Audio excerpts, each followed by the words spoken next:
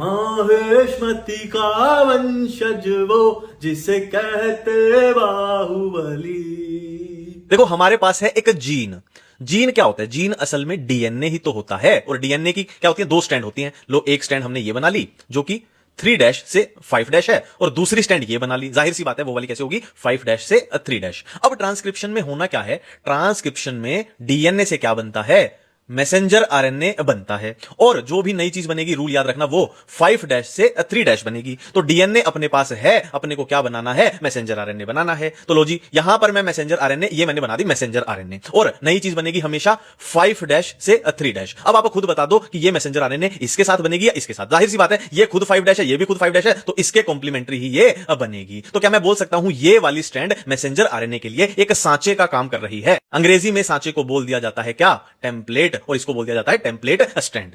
अब देखो नई चीज क्या बनी है? नई चीज बनी है आरएनए बनी है ना, आरएनए बनी है, तो इसको बनाएगा कौन? इसको बनाएगा एक एंजाइम जिसको बोल देंगे आरएनए पॉलीमरेज। तो देखो क्या मैं बोल सकता हूं कि मैसेंजर आरएनए का बनना इस पॉइंट से शुरू हुआ, इसको मैं इनिशिएशन पॉइंट बोल दूंगा, और यहां पर ट्रांसक्रिप्शन अपनी खत्म हो गई है, इसको मैं टर्मिनेशन पॉइंट बोल दूंगा। तो अब सवाल है इस आरएनए पॉलीमरेज को कैसे पता चला कि यहां से ट्रांसक्रिप्शन शुरू करनी है और यहां टर्मिनेट करनी है? तो इसके ऊपर कुछ फैक्टर लगे होते हैं। फॉर एग्जांपल इनिशिएशन फैक्टर है कि इनिशिएट कहां से होनी है, ये इसको पहचान लेगा, और एक फैक्टर होता है टर्मिनेशन फैक्टर कि टर्मिनेट कहां करना है, ये इसको पहचान लेगा। अब हमें बात करनी पड़ेगी प्रोकैरियोट्स और यूकैरियोट्स के बारे में।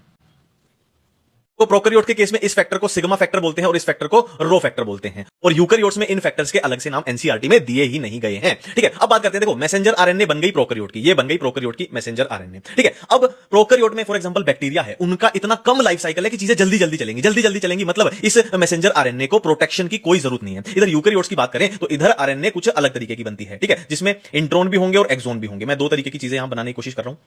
ठीक है, ये अपने हो गए भाई एक्सोन, और ये हो गए अपने इंट्रॉन। अब इस मैसेंजर आरएनए में दो तरीके की चीजें हैं, एक्सोन और इंट्रॉन, इसीलिए इसको बोल दिया जाता है क्या? हेटेरोन्यूक्लियर आरएनए। अब एक प्रोसेस होगी जिसको बोलते हैं स्प्लाइसिंग। स्प्लाइसिंग में क्या होगा? ये इंट्रॉन जो है रिमूव हो जाएंगे, खाली एक्सोन एक्सोन एक्सोन एक्सोन जुड़ जाएंगे, और ये बन जाएगी अपनी मैच्योर मैसेंजर आरएनए। अब जैसे कि इसमें शॉर्ट लाइफ साइकिल था, जल्दी जल्दी चीजें हो रही थी, पर इसमें ऐसा नहीं होता है। यूकैरियोट्स का लाइफ साइकिल लंबा होता है, मतलब मैसेंजर आरएनए को थोड़ा ज्यादा देर तक जिंदा रहना है, ज्यादा देर तक जिंदा रहना है, इसको प्रोटेक्शन की जरूरत है, और प्रोटेक्शन के लिए ही दो चीजें हो जाएंगी, कैपिंग, जो कि 5' एंड पे मान लेते हैं 5' है, ये 3' है, 5' एंड पे कैपिंग हो जाएगी, और 3' एंड पे क्या हो जाएगी? टेलिंग हो जाएगी। थैंक यू, धन्यवाद।